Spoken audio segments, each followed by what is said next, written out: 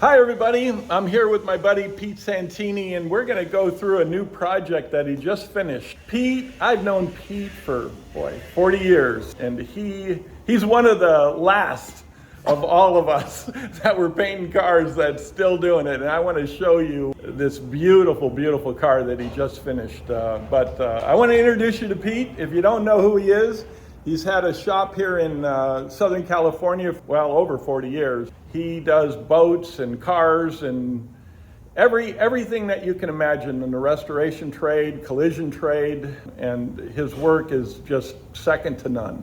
So my buddy Pete is gonna go through the process on what it takes to do a car like this from start to finish.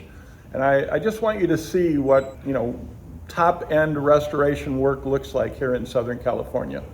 So as I go through the car, Pete will kind of explain, what they did on this Shelby Mustang.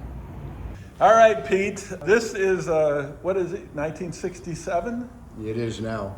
Oh, it is now. Side marker lights are gone, so. Oh, okay, that's what makes the difference on a 67 to 68, is that the difference? Yeah, I believe so. Oh, okay.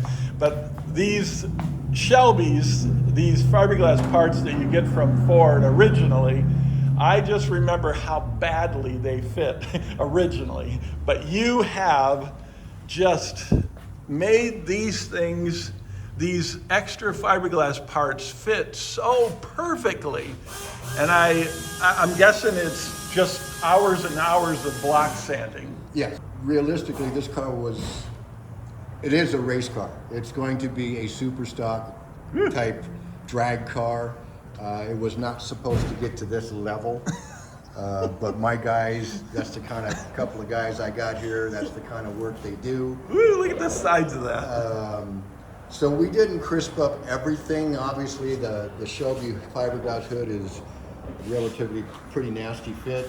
We did make the header fit and the rear quarter extensions fit and the side scoops fit, but really not much we could do with the hood without getting overboard in the hours and finances, and the guy he didn't even expect this. Well, it looks awesome. I don't think anybody would complain about the way that hood fits. That thing looks great. But he has talked about, he built this car with the assumption that his son was going to get involved with him, and his son told him, I don't want anything to do with this car. So the guy's seriously thinking about, since the lack of racetracks in California now, he's thinking about maybe just doing a couple of runs and actually putting it back on the street.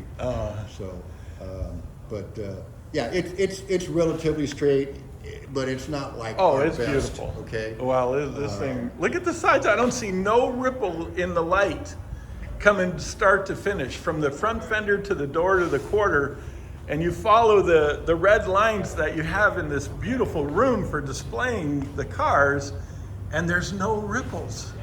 Well, actually, the car's pretty awesome. wavy. That CSI gets rid of body waves. It's amazing. It repairs dents. Okay, even if you have a little bit of rust, it's amazing. Yeah, we want to tell them. But no, again, my guy's got a little overboard. I have one particular guy that's been with me for years. And he's absolutely amazing, and we love him. And I can't stop him from doing the level that he does. It's beautiful. Wow. So the guy's got a pretty good looking race car. Hopefully he doesn't lay wrenches on the fenders and elbows and stuff. Man. But it's not a perfect fitting car by no means. But again, the finances, which I will not discuss on your video here, doesn't even come close to the hours we actually put into the car.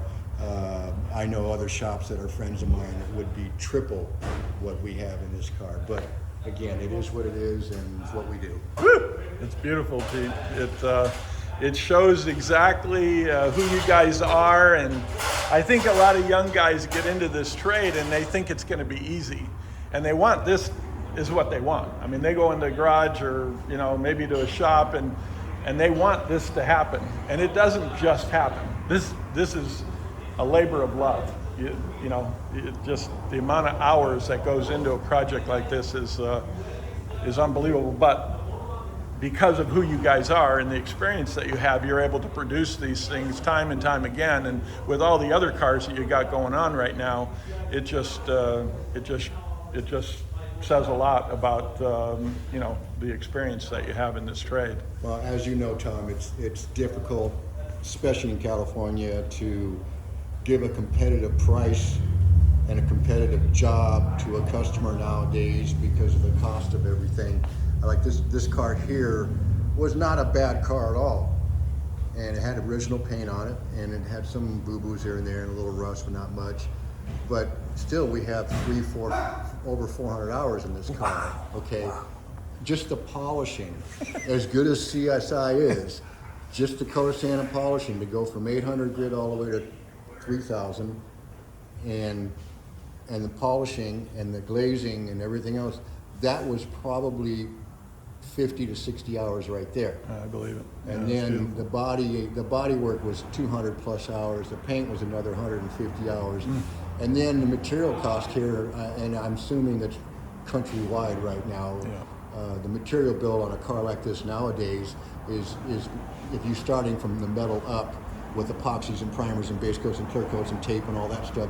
I mean, it's $7,000 to $8,000 just the materials. It's just crazy. Yeah. So now the guy that wanted to build a Cars and Coffee cool Camaro, Mustang, Chevelle, and it's like, look, I'm not going to Pebble Beach. I'm not going to the Grand National Show. It doesn't matter. Materials are materials. It doesn't matter what the final product is on the vehicle. So I feel bad. I would never spend the money it takes to do this. That's why probably I have 12 unfinished cars, because I can't even afford the materials in my own cars. But yeah, it's almost embarrassing to tell a customer nowadays, yeah, it's $7,000 for materials base. It's another $3,000 to $5,000 for a good color sand and polish, and then sandblasting or media blasting is $2,000. So you're well into $15,000 already. You haven't even looked at the car yet. Yeah.